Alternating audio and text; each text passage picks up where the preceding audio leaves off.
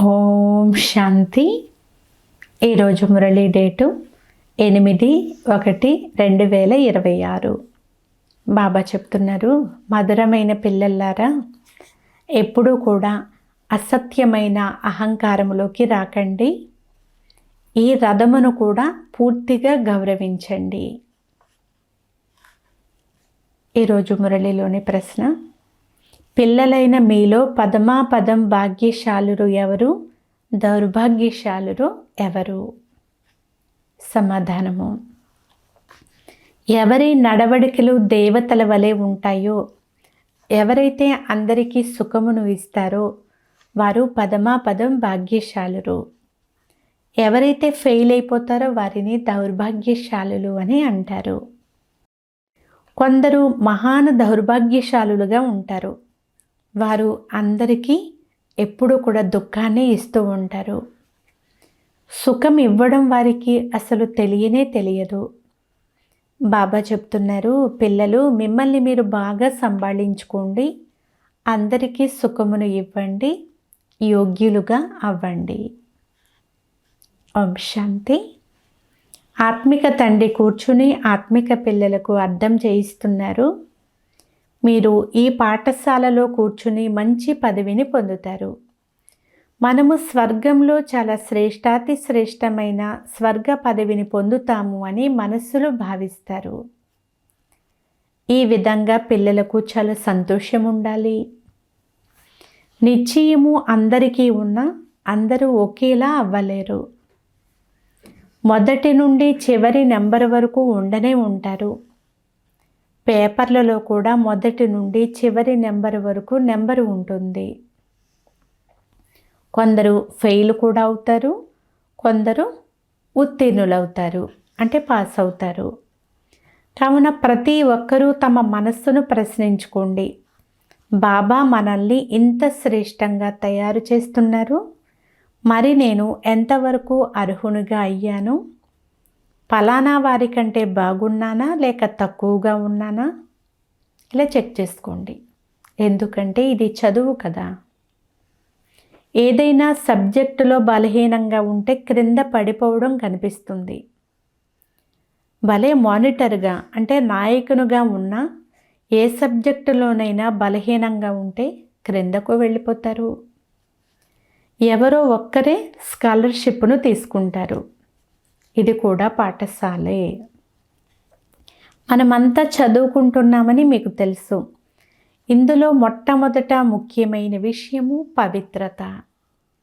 పవిత్రముగా అయ్యేందుకు తండ్రిని పిలిచారు కదా. ఒకవేళ కన్ను వికారీగా పనిచేస్తూ ఉంటే స్వయం బాధపడుతూ ఉంటారు. బాబా, మేము ఈ సబ్జెక్టులో బలహీనంగా ఉన్నామని కూడా వ్రాస్తారు. విద్యార్థి బుద్ధిలో మేము ఫలానా సబ్జెక్టులో చాలా తక్కువగా ఉన్నాము అని తప్పకుండా తెలుస్తుంది. కొందరు మేము ఫెయిల్ అయిపోతాము అని భావిస్తారు. ఇందులో మొదటి నెంబరు సబ్జెక్టు పవిత్రత. బాబా, మేము ఓడిపోయాము అని చాలామంది వ్రాస్తారు. మరి వారిని ఏమనాలి? ఇక నేను ఉన్నతముగా అవ్వలేమని వారి మనసులో అనిపిస్తూ ఉంటుంది. మీరు పవిత్ర ప్రపంచాన్ని స్థాపన చేస్తున్నారు కదా. మీ ముఖ్యమైన ఉద్దేశమే ఇది. తండ్రి చెప్తున్నారు, పిల్లలు, సదా నన్ను ఒక్కరినే స్మృతి చేయండి, పవిత్రముగా అవ్వండి. అప్పుడు ఈ లక్ష్మీనారాయణల వంశంలోకి వెళ్ళగలుగుతారు. మీరు ఇంత శ్రేష్ట పదవిని పొందగలరా లేదా అని టీచరు అర్థం చేసుకోగలరు కూడా. వారు సుప్రీం టీచరు. ఈ దాదా కూడా స్కూల్లో చదువుకున్నారు కదా. కొంతమంది కుర్రవాళ్ళు ఎలాంటి పనులు చేస్తారు అంటే చివరికి మాస్టర్ శిక్షించవలసి వస్తుంది. ఇంతకు ముందు అయితే చాలా తీవ్రమైనటువంటి శిక్షలు విధించేవారు. ఇప్పుడు శిక్షలు మొదలైనవి తగ్గించినందువలన విద్యార్థులు ఇంకా చెడిపోతూ ఉన్నారు. నేటి రోజుల్లో విద్యార్థులు చాలా హంగామాలు అంటే చాలా గలాటాలు చేస్తూ ఉంటారు. విద్యార్థులది కొత్త రక్తము అని అంటారు కదా. వారు ఏ ఆగడాలు చేస్తున్నారో చూడండి. నిప్పు పెడతారు, తమ యువ రక్తమును చూపిస్తూ ఉంటారు. ఇది అసురీ ప్రపంచము. యుక్త వయస్కులైన యువకులు చాలా చెడ్డగా ఉంటారు. వారి కనులు కూడా చాలా వికారీమయముగా ఉంటాయి. చూసేందుకు చాలా మంచివారిగా అనిపిస్తారు. ఎలాగైతే ఈశ్వరుణ్ణి అర్థం చేసుకోలేము అని చెప్తారో అలాగే వీరు ఎలాంటి మనుషులో తెలుసుకోలేము. అయితే వీరు ఎలా చదువుతారు? వీరి నడవడికలు ఎలా ఉన్నాయని జ్ఞాన బుద్ధి ద్వారా అర్థమవుతుంది. ఎవరైనా మాట్లాడితే పువ్వులు రాలినట్లుగా ఉంటుంది.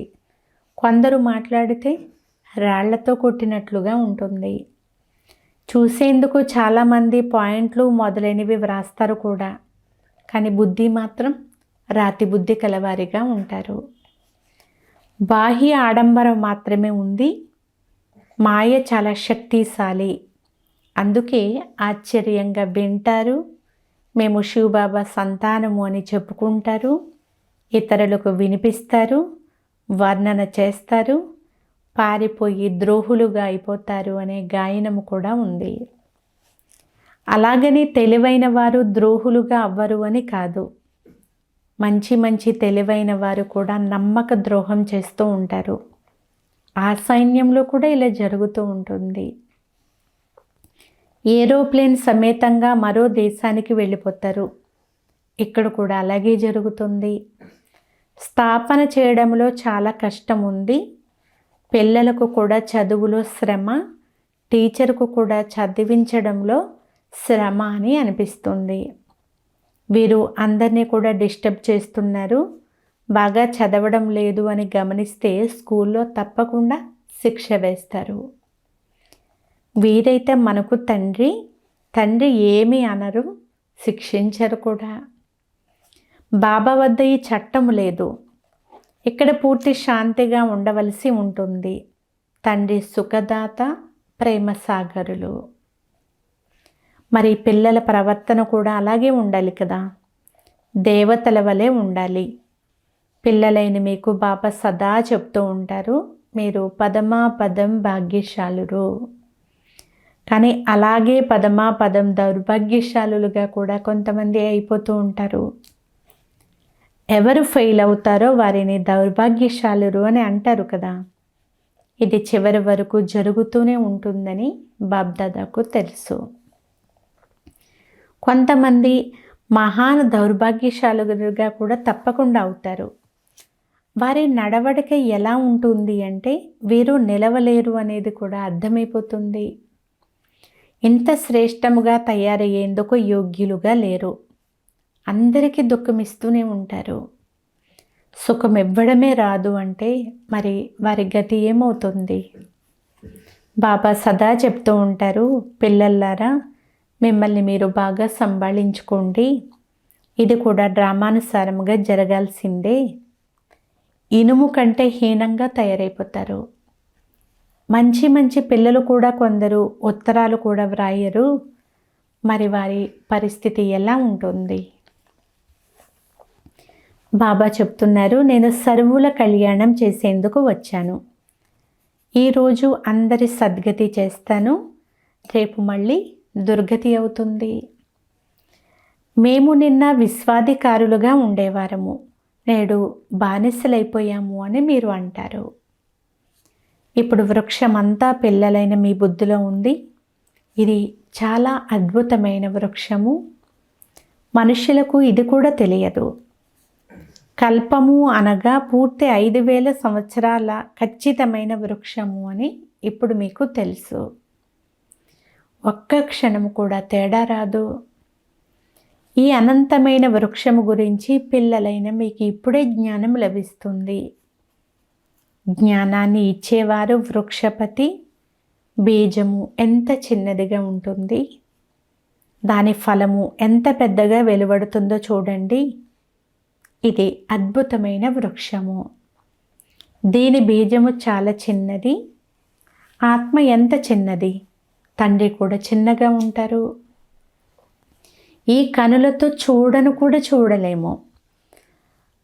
వారి నుండి అంటే రామకృష్ణ పరమహంస నుండి జ్యోతి వెలువడి నాలో కలిసిపోయింది అని వివేకానందుని గురించి చెప్తారు.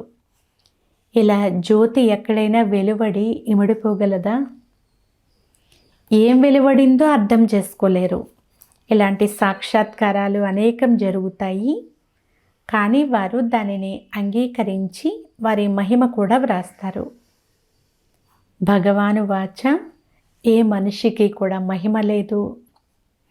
కేవలం దేవతలకు మాత్రమే మహిమ ఉంది.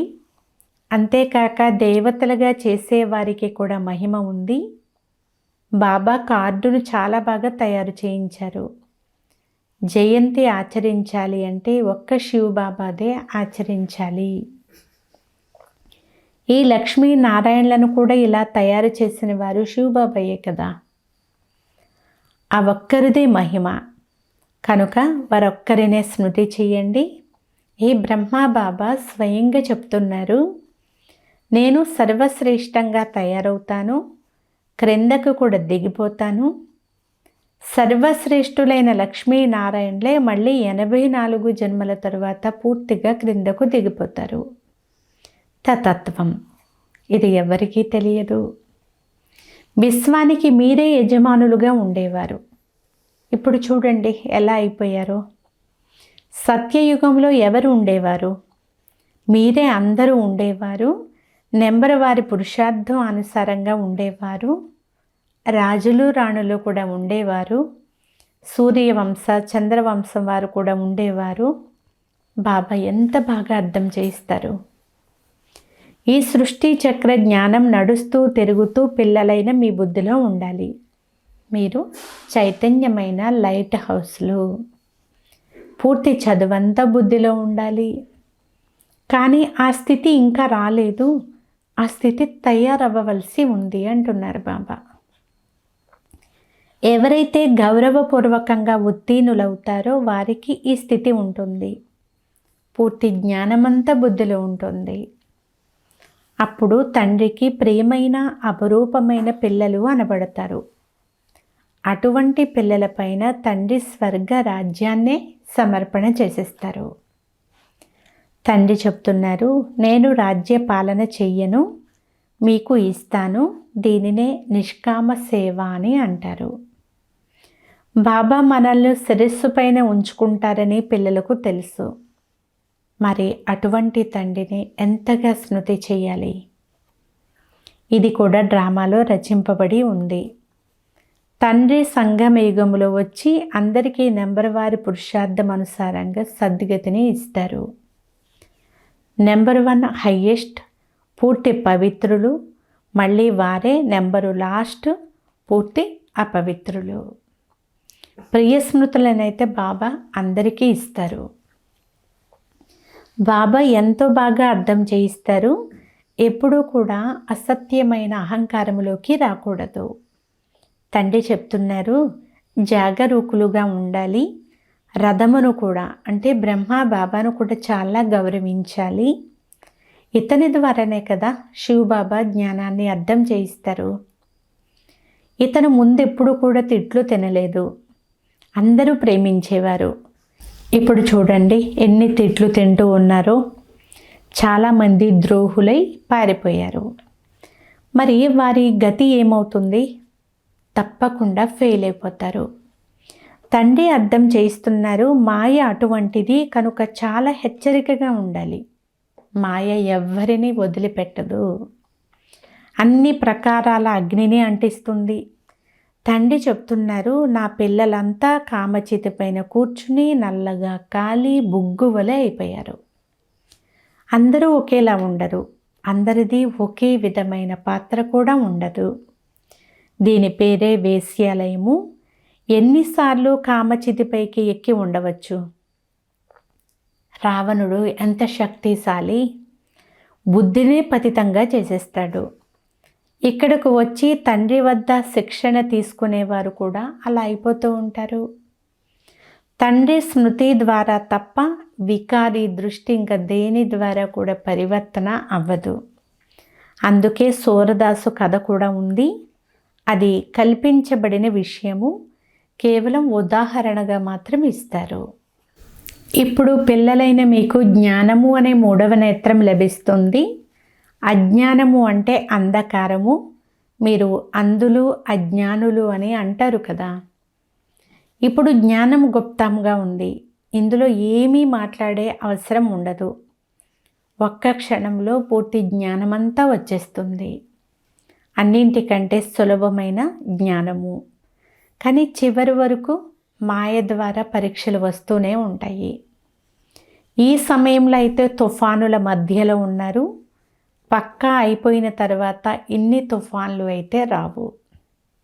క్రింద పడరు. తర్వాత మీ వృక్షం ఎంతగా పెరుగుతుందో చూడండి. పేరు ప్రఖ్యాతం అవ్వాల్సిందే. వృక్షమైతే పెరగనే పెరుగుతుంది.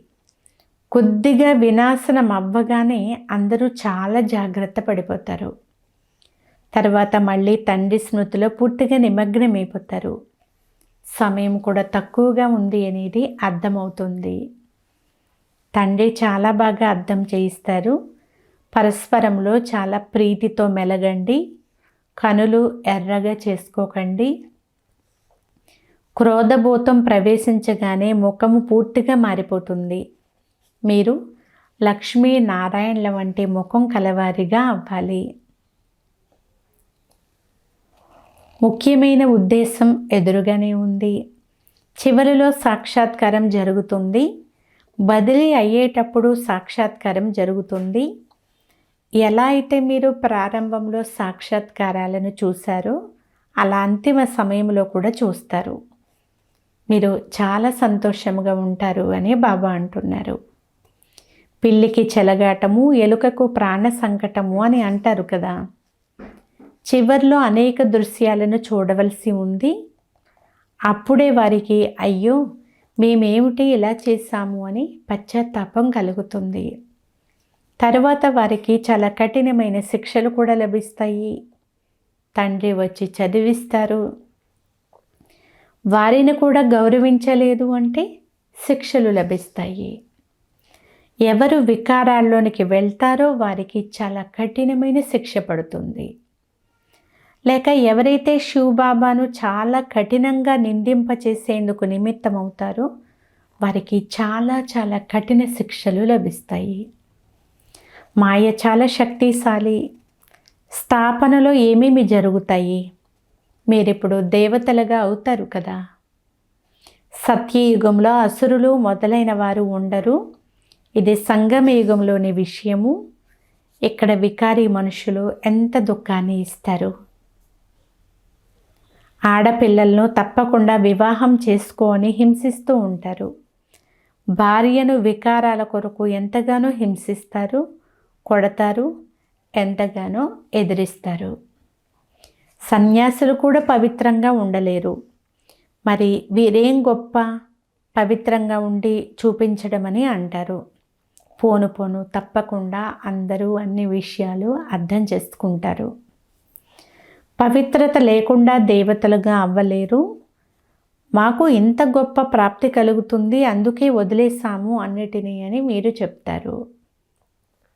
భగవాను వాచ కామజీతులే జగజ్జీతులు. ఇలాంటి లక్ష్మీనారాయణలుగా అవుతున్నాము అంటే ఎందుకు పవిత్రంగా ఉండలేము? అయితే మాయ కూడా చాలా సతాయిస్తుంది. ఇది చాలా శ్రేష్టమైన చదువు కదా. తండ్రి వచ్చి చదివిస్తారు. ఈ స్మరణ బాగా చేయలేదు అంటే మాయ చెంపదెబ్బలు వేస్తూ ఉంటుంది. మాయ చాలా అవజ్ఞలు కూడా చేయిస్తుంది. తర్వాత వారి గతి ఏమవుతుంది? మాయ ఎంతో నిర్లక్ష్యంగా చేసేస్తుంది. ఎంత అహంకారంలోకి తీసుకువస్తుంది అంటే అసలు చెప్పనే చెప్పలేము. నెంబర్ వారీ రాజధాని తయారవుతుంది అంటే ఏదో ఒక కారణంతోనే కదా నెంబర్ వారీగా అవుతారు. ఇప్పుడు మీకు భూత, వర్తమాన, భవిష్యత్తుల జ్ఞానం లభిస్తుంది అంటే ఎంత బాగా గమనం పెట్టాలి. అహంకారము వస్తే మరణించినట్లే. మాయ ఒక్కసారిగా పైసాకు కొరగాకుండా చేసేస్తుంది. తండ్రి ఆజ్ఞను ఉల్లంఘించారు అంటే తరువాత తండ్రిని స్మృతి కూడా చేయలేరు.